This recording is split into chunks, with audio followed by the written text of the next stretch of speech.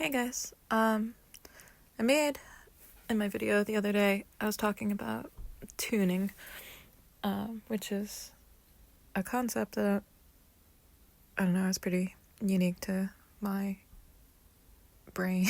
I'm pretty sure that I don't know if that only exists in my world. It's something that my guides have been giving me lessons on for the past several months, and I wanted to talk a little bit more about it today. Because it's kind of like related to the concepts of alchemy and timeline shifting. Hi, cat.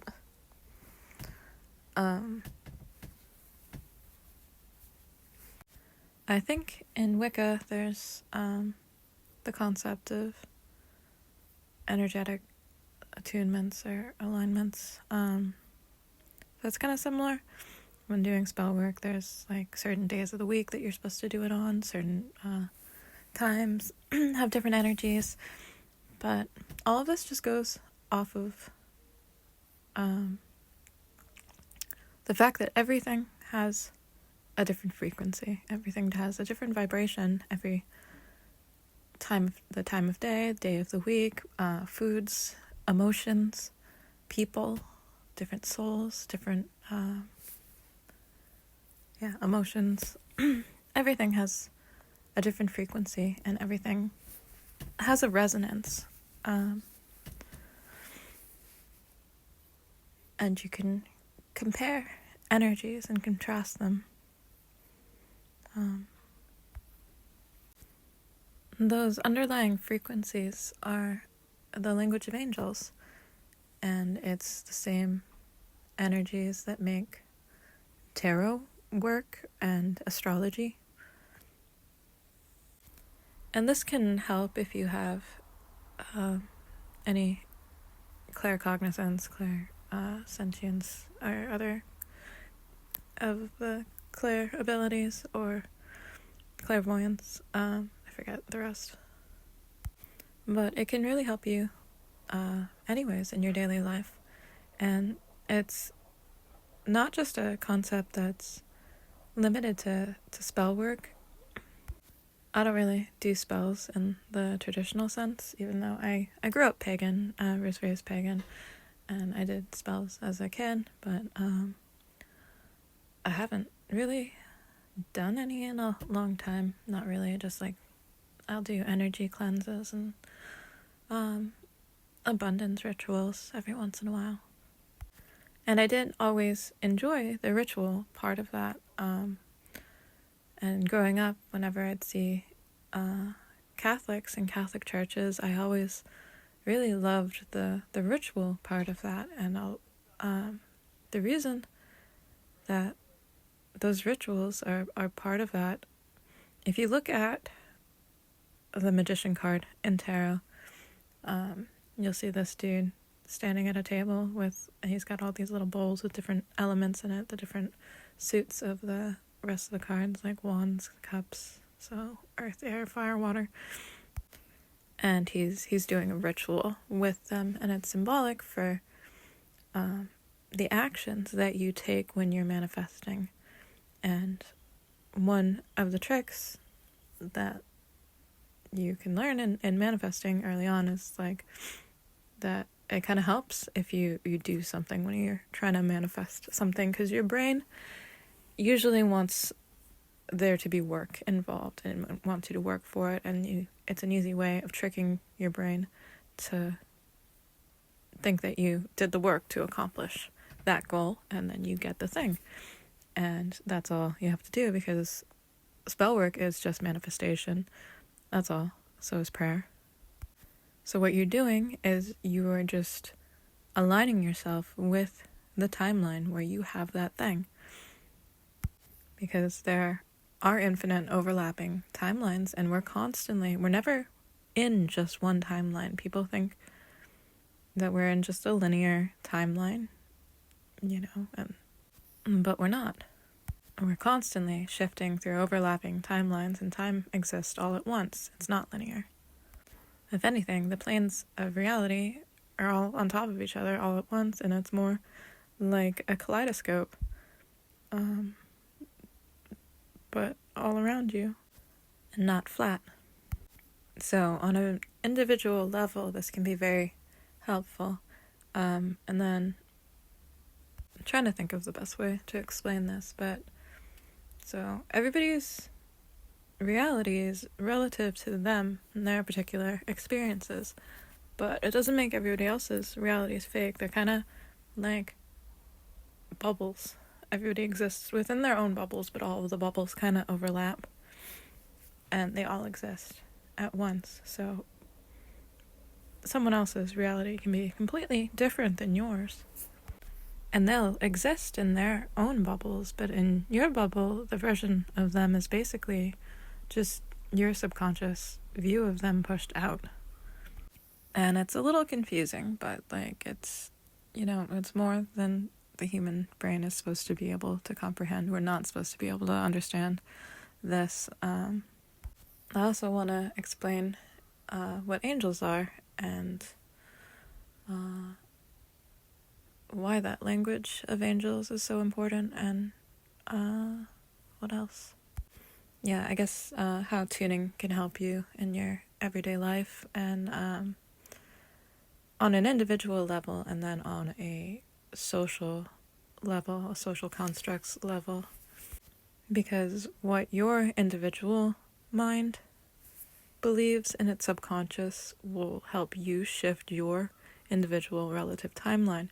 If a large group of people all believe in something, that shifts the collective consciousness to a different timeline. That shifts large groups of people around and gives a great amount of power to something. So the more people believe in a concept, a construct, the more power that it has. Because all of your thoughts exist. They exist on a plane. Even if it's not in the 3D, they do exist. And your memories, when you experience your memories and think about your memories, those exist too. You're not just in your brain, like experiencing thoughts in your head. You're experiencing a different timeline. And it may or may not be your original timeline that you had those memories in. That's, I think, why a lot of people will remember things slightly differently, because it's very difficult to get to tune to exact timelines. It's like tuning a radio. And so when you think back on the memory of something, it might be a little skewed because you'll remember a slightly adjacent timeline that's close to the one that you were in, that might have slight differences in what happened. Or if you remember it correctly and then the people around you remember it slightly different, it's because their timelines were slightly different. So even the versions of people that you interact with are constantly in flux. You're constantly fluctuating through different versions of different people and different timelines that all overlap. Hopefully I haven't lost you. And tuning's cool because you can use it for tuning your present and future timelines, and you can use it also to tune and change your past timelines. You can change your past timelines. Your past timelines are not set in stone. The whole thing, you can't change the past. Yes, you can. Your ability to do so will be limited to your ability to overwrite your subconscious mind, your memories and thought patterns. So, to get into what angels are, because like I've mentioned in this prior to this, and if you've known me, I wasn't raised Christian, so you might be confused why I'm talking about angels, but I have always been open to the idea of angels. I've always believed in angels, and though I don't, follow Christianity, I don't believe in Jesus. And that's one of those social constructs that I talk about that's so powerful, and has had such a powerful, to me, negative effect on the social conscious. Also, that when I have the ability to read energies, I can read people's souls, and I can think of different people's souls throughout time, and I can feel a resonance in me at the thoughts of different souls. And there isn't one, when I think of Jesus, I don't feel that's a real person. And a lot of times, these characters were rewritten from a different person, and it wasn't the original person. But it'll still have an energy with that. And like Moses has an energy to me that I can feel. And I do think his story was rewritten from another person in history. But Jesus does not. But I also have this both inherent knowing and my spirit's guides telling me that though Jesus was not real, the concept of Christ consciousness is very real. And Christ consciousness is a frequency. It's one of those frequencies of angels.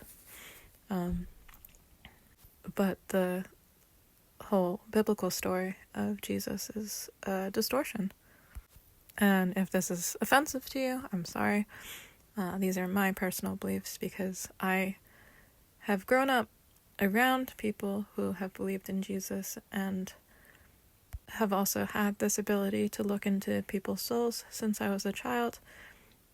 And the people who were raised to believe in Jesus are almost always possessed. And if not possessed, demonically oppressed. And it's because psychologically, the concept of Jesus, the martyr concept, is, I think in cluster B personality disorders have this pyramid of, I think it's victim, hero, martyr, and it's a psychological concept that just depletes your empathy, pretty much, in the simplest of words. Or it's hero, victim, savior, which is but the same thing. But the whole story for it and that hero, victim, savior pyramid are very important to what it does psychologically to people, especially when you raise them from an early age to believe that storyline. They've done studies that this literally changes the brain structure and wiring of a human. And the biggest problem is that it opens people up to demonic possession and oppression because it creates shadow denial, which throws off the entire natural order of the world. And it's essentially why Lucifer fell. If you look into that story, it's that he was Samael and the God's purest, most beautiful, brightest angel. But then he wanted to be entirely pure. He wanted to be the purest and most powerful, and he started the whole shadow denial. And that tore apart the natural order, because you can't have light without dark. Nothing in this world is pure light. As above, so below, yin and yang, all of that, and you need to have shadow to balance the light, and it has to be that way. And throwing off that gives power to your demons. And if you study also like shadow working and Jungian psychology, it goes with that concept, because you can only suppress your shadow, and causing people to suppress their shadow sides out of shame causes them to control you, and it causes addiction and other issues with inability to control, those internal demons. So whenever I work with anyone who has addiction or possession issues, which usually go hand in hand, the addiction alcoholism, substance abuse, etc. It can be addiction to self-hatred or self-sabotage, procrastination, sleeping too much and just not getting out of bed. Like, they can have so many different forms of addiction. But the point is that the addiction is always the symptom. It's never, there's always something causing it, underlying it. So the first thing I help them do is heal those wounds of shame that they're carrying, so that they can heal their self-love. And once you do that, those hungry ghosts inside of them, are vanquished. And then you can integrate your shadow again after that. But one of the things early on that let me realize that there's something wrong with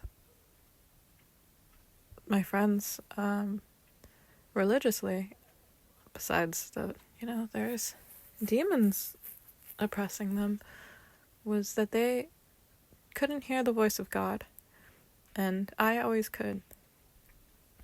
And I wasn't a very religious person most of my life.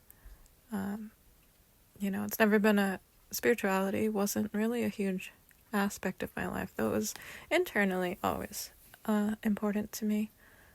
It wasn't something I really talked about because I was really picked on in school, and by both the other kids and teachers. I would get in trouble for being raised pagan when I was a kid. They would call and have parent-teacher conferences and tell my parents that I was starting cults and stuff, and when I was in elementary and middle school, even though I was doing nothing of the sort. Obviously my parents would laugh because my mom would come in with wearing her pentacle ring or something, and it was funny. And but I got really harassed, really, really, really badly by specifically my friends who were very Christian, who's the more they believed in Jesus, the more they treated me like shit. And I'd have people yell at me and start fights with me. My friends' parents wouldn't let me hang out with them. I'd have to sit outside because I wouldn't be allowed in their houses, and we'd have to hang out outside.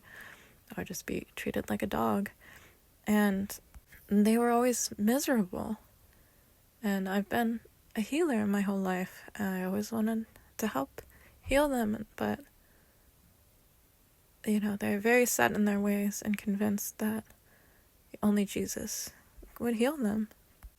And my best friend growing up, her mother was her whole family was very Christian, and alcoholic addicts that were possessed.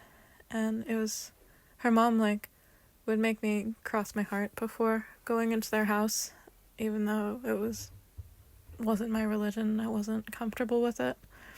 She would force me to, or I wouldn't be allowed to come in.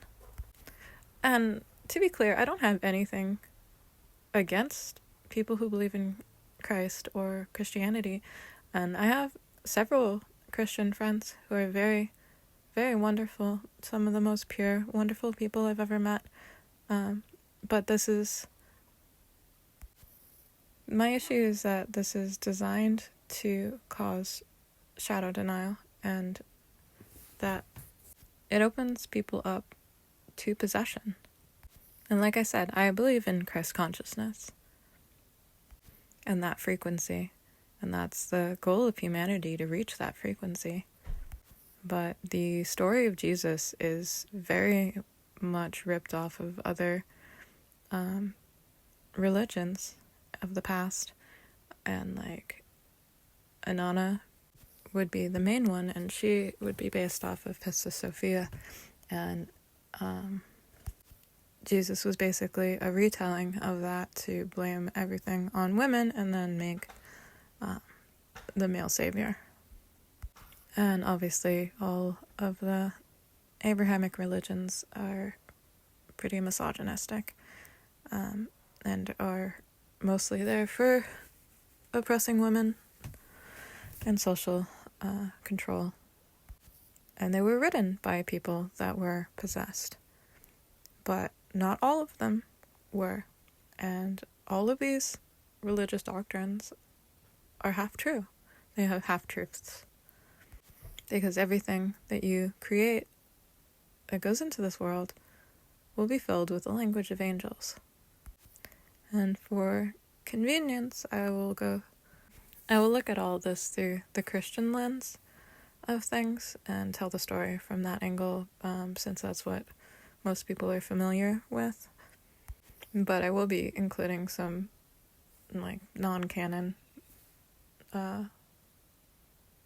things like the Book of Enoch and other stuff. And if I were to describe my belief system with in accordance to Christianity, it would be Gnostic. Not agnostic, but Gnostic. Except for that I don't think that Jesus ever really existed. So if you go back in the Christian, description of the timeline, before God made humans and Adam, God made Lilith and the other angels. And it might be offensive to people because they call Lilith like the archdemon, but demons and angels are the same thing. I actually have in my notes from a couple nights ago, I'll wake up in the middle of the night and record dreams or random thoughts that I have, and I just have one that just says the only difference between angels and demons are their diets, because angels and demons are both factions of the Fae.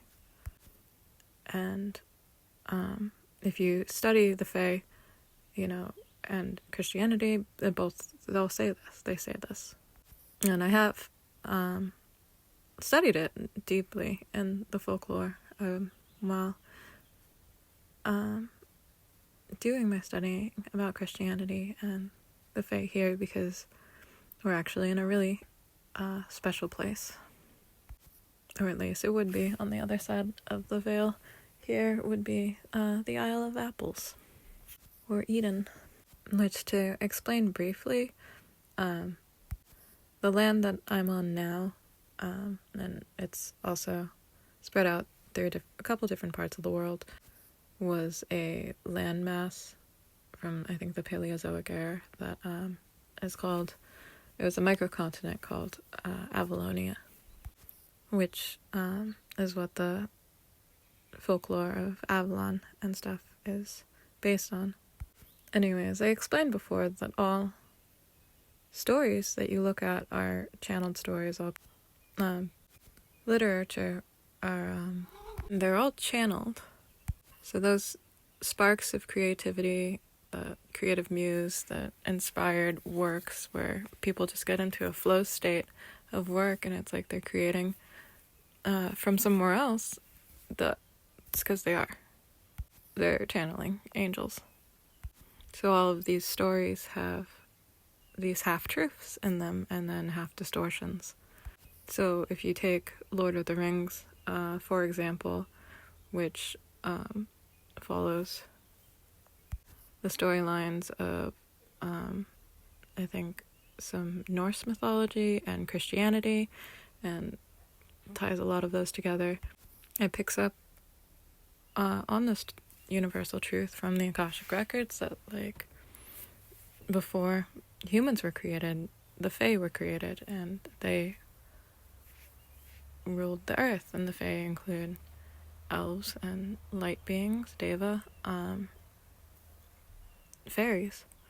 There's lots of different words for them, but they're part of every single culture throughout this world since the dawn of time, and they were very recently wiped from, the collective consciousness, but they were always a really big part of history. And not just in superstition, but in everyday life. And this lasted until the Industrial Revolution, and then they left for the most part, and you can still see some. And I've seen some. I'm not really supposed to talk about it, but if you live in the right places, you can see them, like, daily. Take that as you may. You can come visit me. I'll show you. But I've taken other groups of people, and, I've seen them with groups of people, so I know that they're there.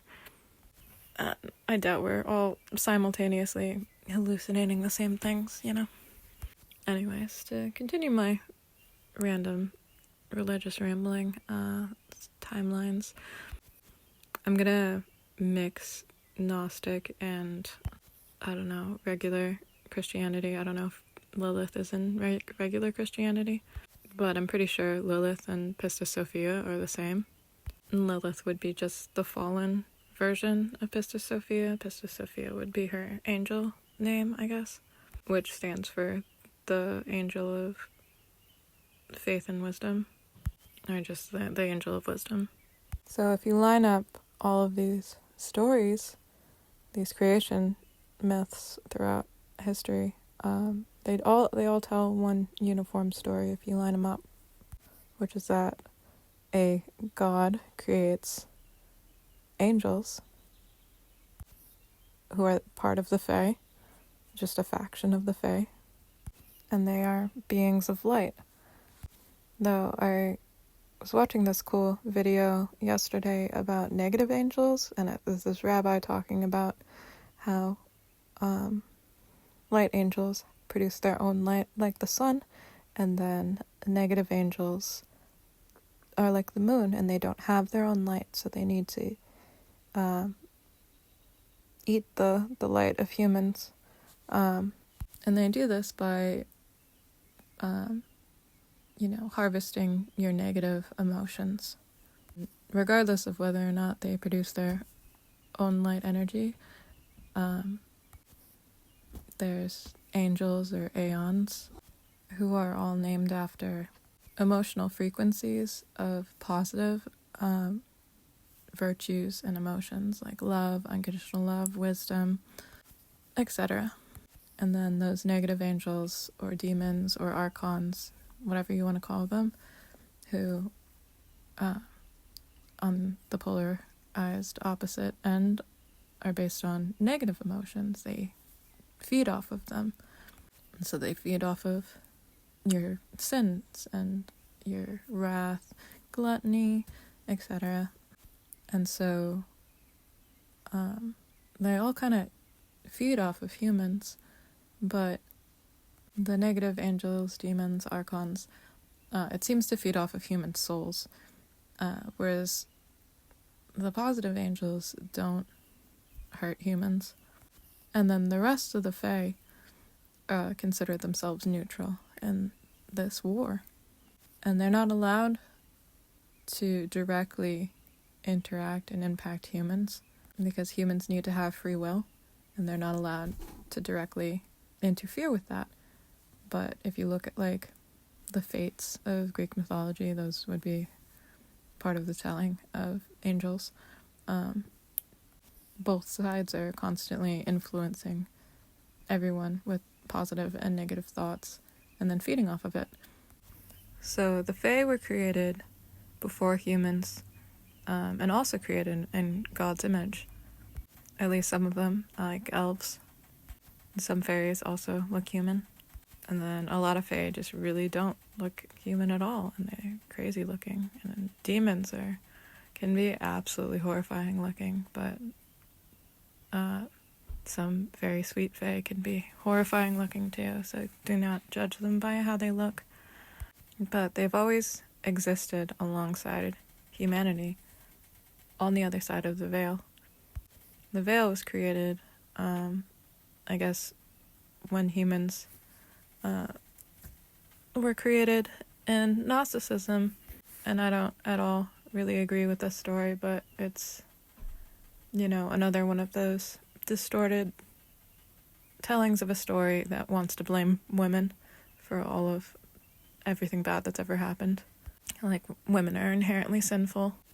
And there's a very important reason for that, and it's not just hatred of women.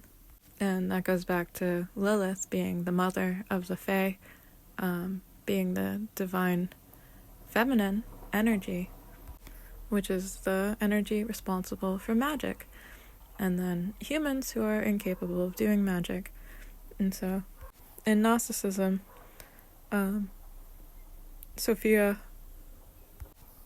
is the angel of wisdom, and she, every angel comes in pairs. They're like, I hate saying this because, fuck the police, but they're like cops, except for they actually serve and protect, and not there for upholding capitalism and protecting property. And just like cops, they come in pairs. But according to Gnosticism, Sophia kind of fucks up the natural order of things because she decides to create a life without her male match. She perverts the system and creates a life on her own without a man involved. Which again, back to women being just sinful and terrible. And then she's so ashamed of what she's done that she creates this veil. She pulls down this veil to hide her shame. And this becomes the veil that separates the human world and the world for the Fae, the magical world. And you can also use Deva for Fae too. It really just depends on what part of the world you're in. But so she pulls down the veil to hide the birth of her shame that she leaves alone to raise itself. But the baby has part of her power because she created it by splitting her own soul. So the baby grows up alone in this world and thinks that he's the god of the world. And I think they call this the demiurge. And he has some kind of name, but I forget what it was.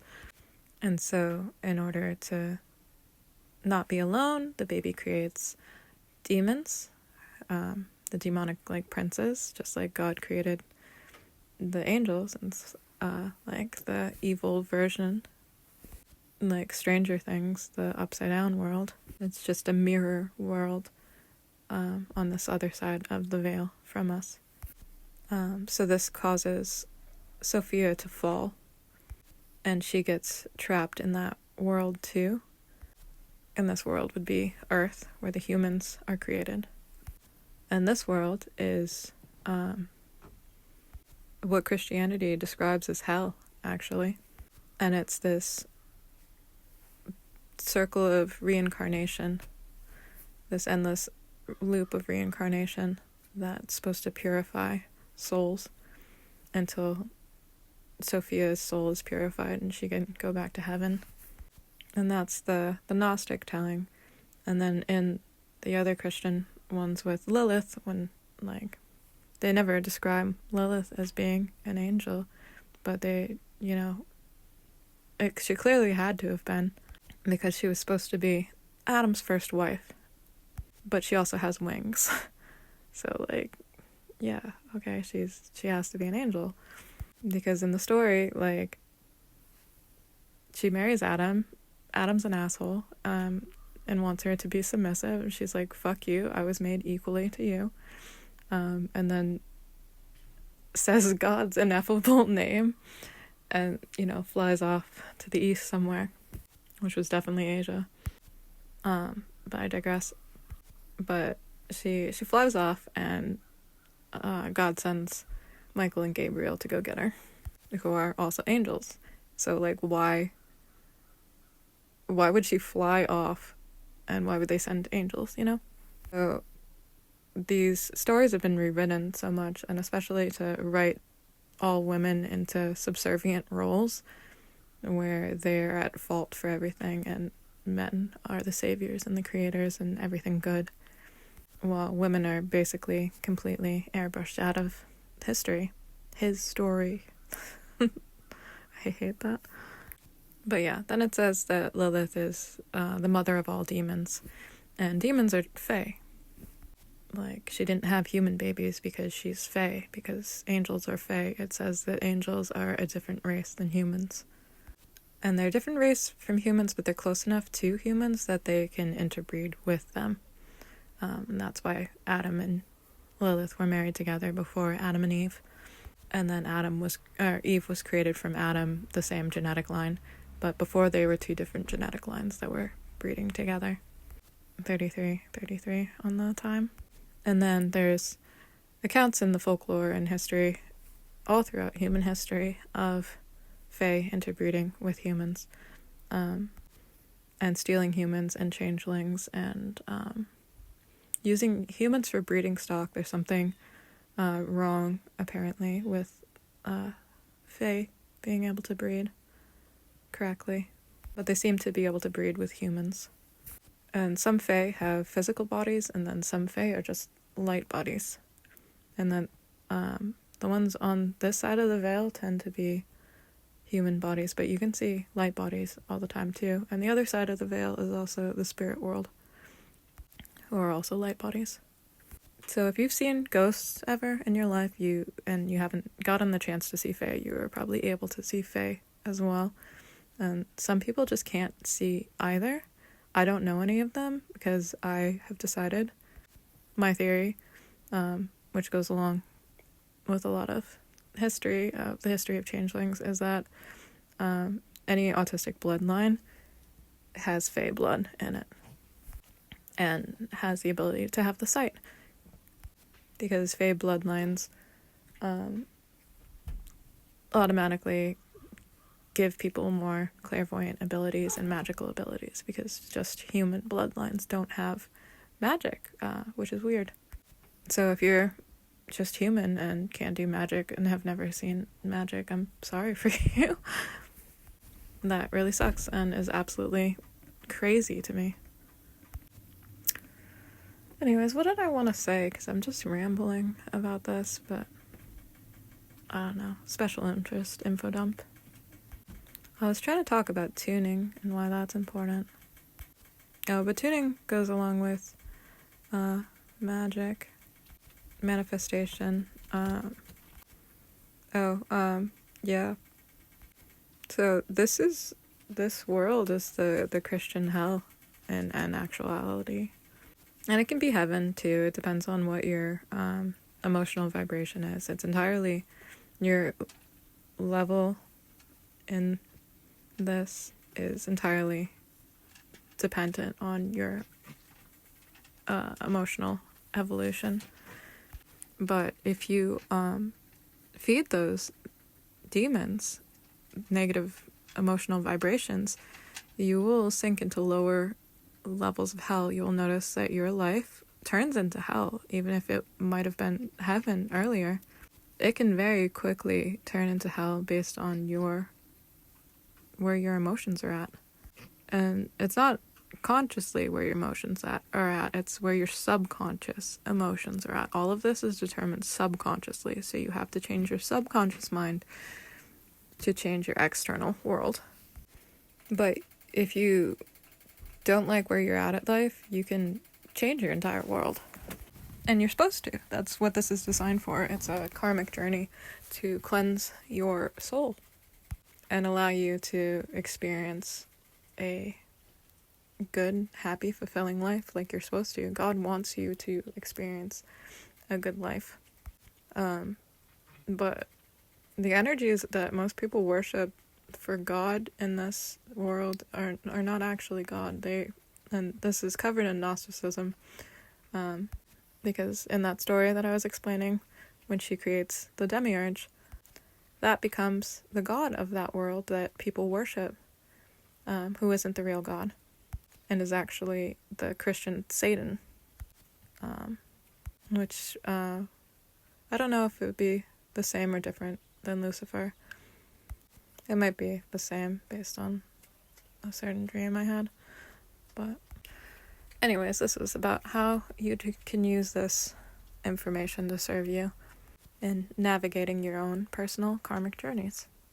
Because if you work on your self-love healing journey, doing your shadow work, integrating your shadow self, accepting yourself fully and everyone else around you as well, and working on your unconditional love and faith, you will bring abundance to you like a magnet, because you raise your vibration and then you change your experience of this world. And you, like, literally can have just thousands of dollars thrown at you. This has happened to us a few times in the last couple months, all through having faith.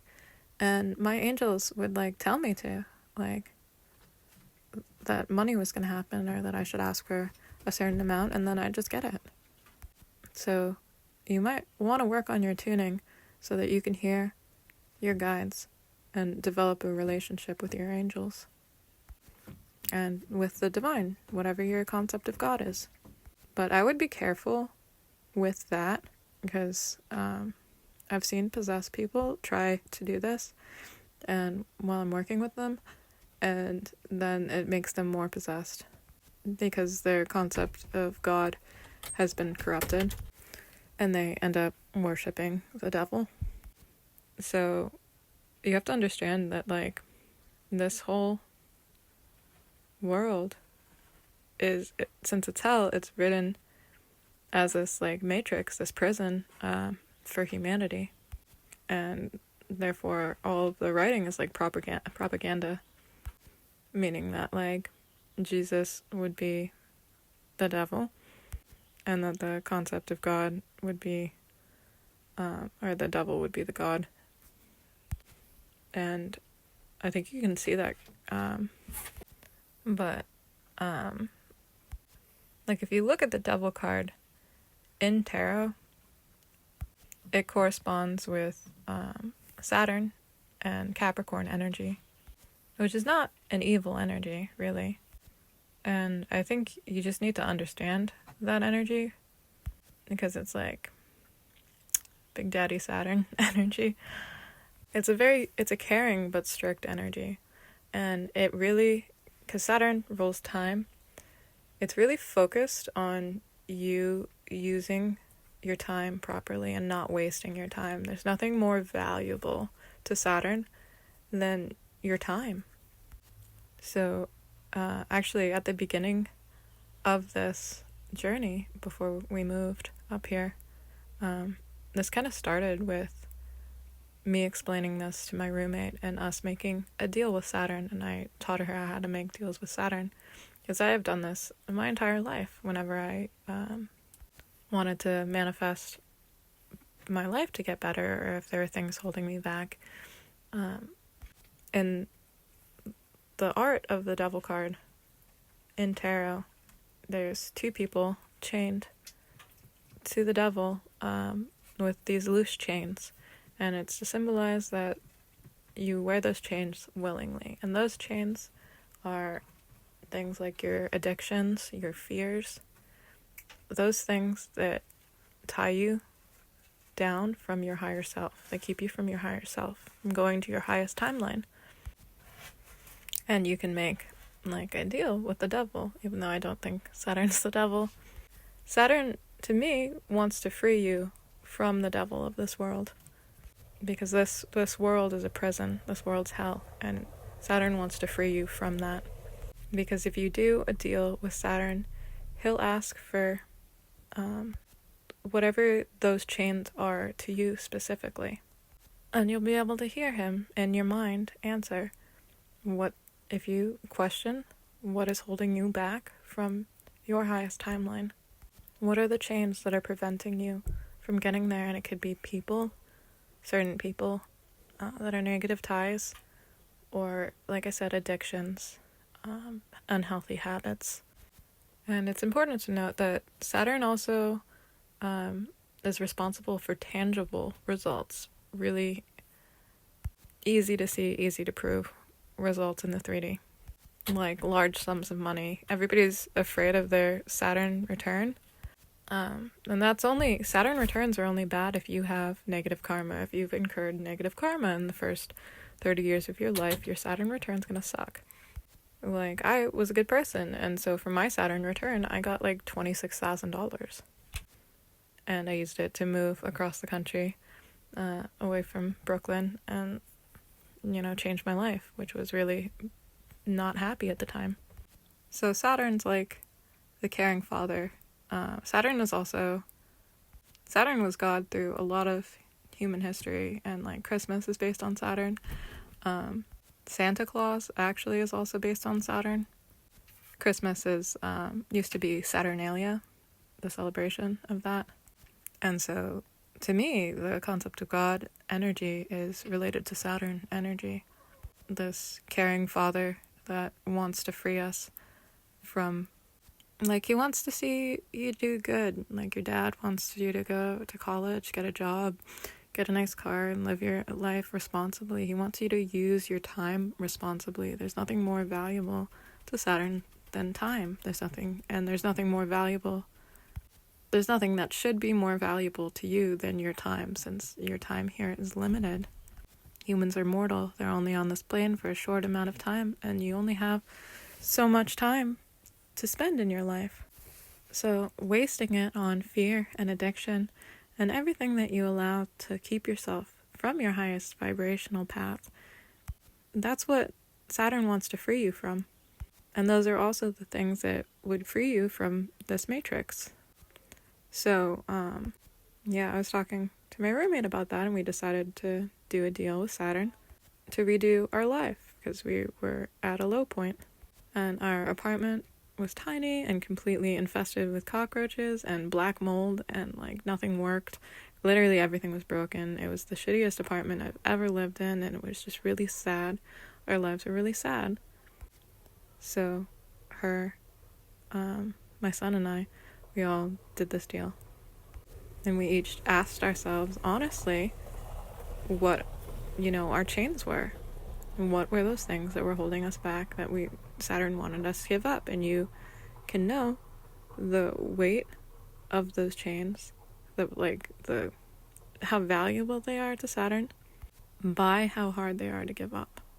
How much time they waste, and how much they hold your soul down, what the weight is for them. So I do this on a regular basis, so I didn't have a whole lot to give up, but I had to quit smoking cigarettes, which was my big vice, and I had to quit cold turkey, too. And then I had to fix some of my diet issues to stop eating shit that I'm allergic to, and I'd already just lost all of my material possessions, but usually you can give up material possessions, and I usually do this if I start feeling too attached to any material item.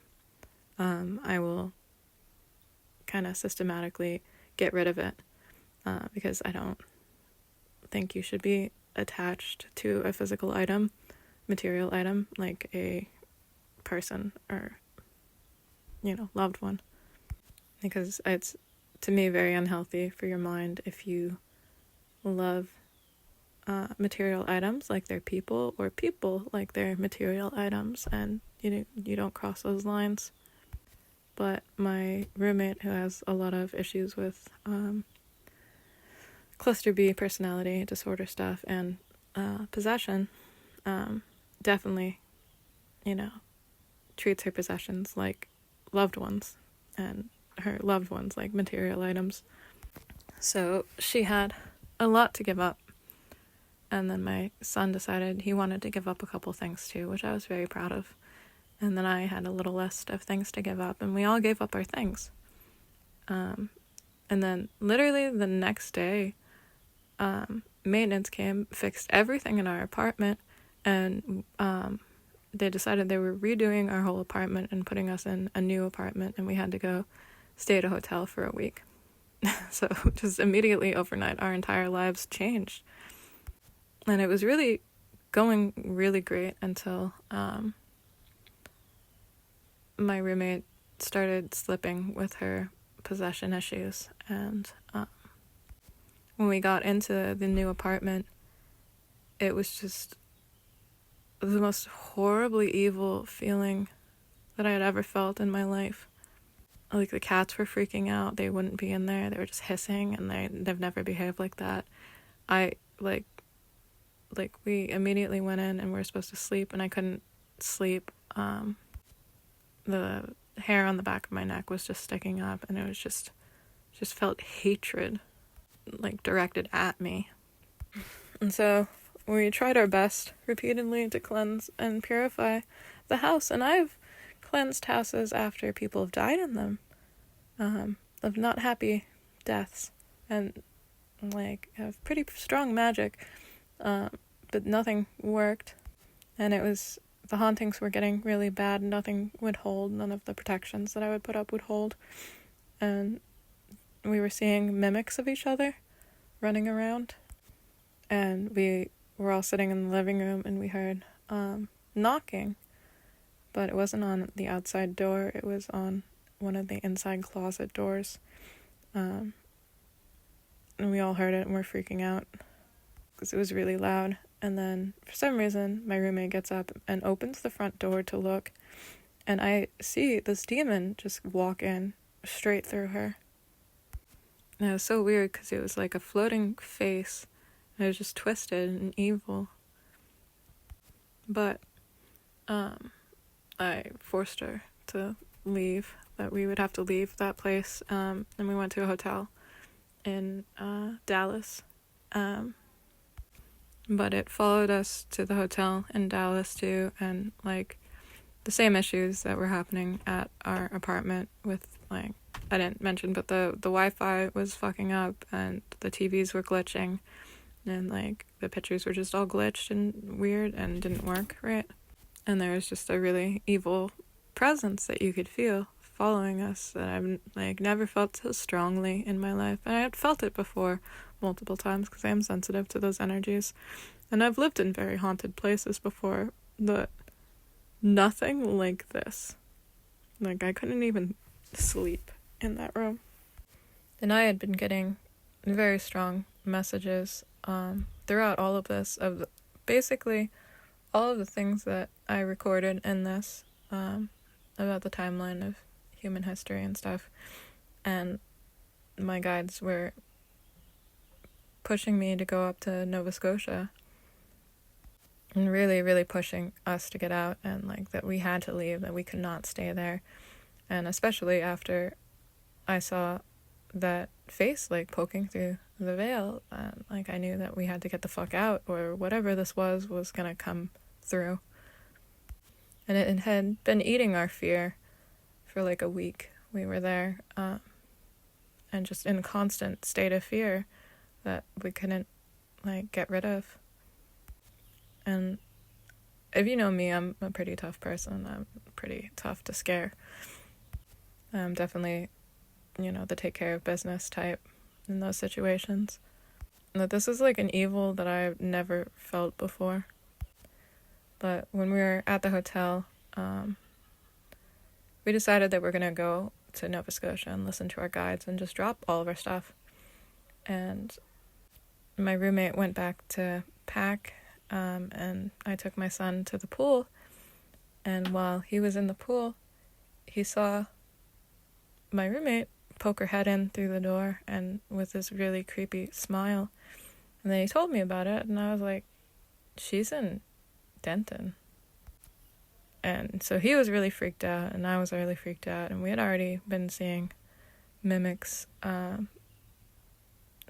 that all the really weird behavior before that, so we were freaked out. So we decided to leave, I think, that night or the next morning. And we headed up to Boston so I could see some friends, and I just didn't feel safe in Texas, and the Northeast is, like, my stomping ground, so I wanted to feel like I was at home. And the demons chased us to, we flew to San Antonio first, or Houston, I forget, and they were on the plane with us, and then we got up to Boston, and it was okay for, like, the first day, and then it started following us there and started affecting us there, and we went to, like, several churches trying to find, like, an exorcist, who we got blessed by several priests and stuff. We seemed safe when we were at the churches. But as soon as we would leave and go back to the hotels or be alone, this feeling would come back. And then weird things would start happening and the mimics would start again. And like, it was to the point where I couldn't sleep or eat, and that feeling of fear was just overwhelming, and just, I didn't know what was going to happen. And I'd never been more terrified in my life. And I'm driving with my roommate and so freaked out. It feels like I could feel it with us. And so I have her put on a YouTube video of like an exorcism. And she just like turns to me and smiles. This smile that's not hers. And I just see the demon inside of her. And we're in Boston at the time, so I just have her take me to the nearest hospital, and I take us all in to get a full psych evaluation, because I figured, whatever, at least we'll be safe there. I'm just not having, demons chasing us. I just don't want that reality anymore. And the second that we walk through the hospital doors into the emergency room, it stops. It just completely fucking stops. And then we're there for a couple days because we're under psych eval for, hallucinating demons, explaining these demonic stories to them. And they're trying to figure out if we just all three of us just got schizophrenia at the same time. What the fuck is happening? And then my roommate's suddenly good. No demons, no nothing. So I was like, okay, why is that? So I Googled it, and like the church, we were safe at the church. Hospitals are hallowed ground. So now I'm thoroughly fucking freaked out because we're about to get released because there's nothing psychologically wrong with us or physically. And so I'm just like, we just need to go. We need to fucking go to Nova Scotia, finish this off. Our guides are telling us to get the fuck out. This was an escape room that we need to leave and go up there. But we couldn't get into Canada for paperwork reasons, that we didn't have the right stuff. So we're like freaking out. It's still chasing us in Maine all the way up to the fucking border. We have to go to a different hotel. But like each place that we go, it's like, it's okay. The hotel is fine for the first like day, sometimes less. It depends on how long we're there for. So we stayed in Augusta at first. But it's still chasing us. Then we get out to like Ellsworth because something in me is just like, I need to get to the coast. I need to be by the coast. And I'm just thinking, like, because I was raised on the coast, I'm, like an island girl. I just feel safer on the beach. But inside of me, I know that's not the reason. And something's drawing me here because I used to see fairies here when I was younger. And I'm like, inside something tells me that I'll be safe here. We'll be safe where the fairies are, because that's not human land and they won't attack us there. So, we get out here to the coast and yeah, we're safe. We're good. My roommate is still possessed and still dealing with shit, but they have no power here.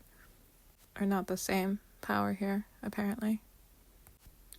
Then, during my research of why and what the fuck just happened, even, because we didn't really get a chance to stop. This is over the course of like 3 or 4 months. In case you wondered where I was, running from demons. And then anyone I tried to tell about it would think that we're fucking crazy. And, we're all seeing the same things at the same time. But yeah, through my research, come to find out, this land and the land up in Nova Scotia that I was being drawn to were all part of the microcontinent of Avalonia, which connected with the Fae, and Avalon, which was Isle of Apples, which was Eden, which on the other side of the veil was where Lilith, had the Fae. And so I'm going to leave it at that, because that was an emotionally exhausting recount of that story, which is still pretty fresh trauma that I haven't really fully dealt with yet. But I wanted to update, but also because I'm trying to teach people about tuning and how that helps you change your timelines. Because throughout this, my guides have been heavily educating me about that. And every time that I tune myself a little better, my powers for clairvoyance and clairaudience and claircognizance and all that become stronger or more sensitive, and I can see so much farther than before. I can see so much now that it's overwhelming sometimes.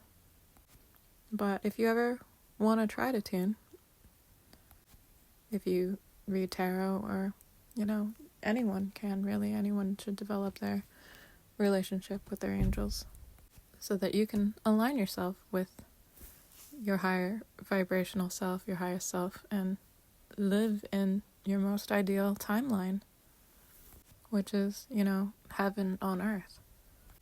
You have to look at what your chains are that are holding you back from that timeline.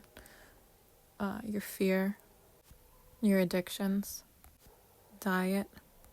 Diet is interesting because it's not just unhealthy diet. Different foods have different frequencies, which will lead you to different timelines.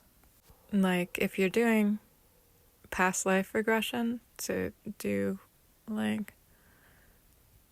recover past life memories, you'll want to tune yourself with that past life. That's what I'm doing right now. So my guides have been having me eat a lot of venison, and cloudberry is a very Inuit diet. Reindeer would be ideal, but I don't have access to it here. But I did get a reindeer skin. They want that I sleep under, and they've been having me wear a lot of deer hide, and I have reindeer horn earrings and buttons. And then I have that necklace that's porcupine quills and lapis lazuli. But mostly for tuning, you want to focus on the quality of your water, not if you can get water that's not chlorinated or with fluoride, definitely, because that will immediately kill out most of your psychic abilities. Which I don't care if that sounds crazy, it's true. And then tuning your diet to local things, in season, organic, really naturally grown, naturally processed. Your clothing, same, if you can get, everything has a vibration. So if you're getting clothes from a sweatshop, it's gonna tune you to the timeline that is associated with that vibration. But if you focus on not only where your clothes were made, where the fibers of your clothes were made, so you want to focus on where the wool, what the dye was, everything. The more detailed you can be about it, the better. And luckily we have really nice access to locally grown wool, and that's locally dyed, that we can use. And the farmers markets are starting to open, so we have really nice access to food. I'm still struggling to find wild caught venison, because right now I'm eating farmed venison, and that's not as in tune as I would like it to be, because it's a lot better if it's wild. But I don't know any hunters here, and I would need to find one that has stocks of venison in their freezer from last season. But it's hard to find because that's like illegal to sell it. So some of them give them away, but I don't know anyone here. So I'm working on that right now. But yeah, if you switch your water and like your toothpaste to not fluoride, that's a huge first step. And then cutting out cigarettes, alcohol, and if you use any drugs, cut them out.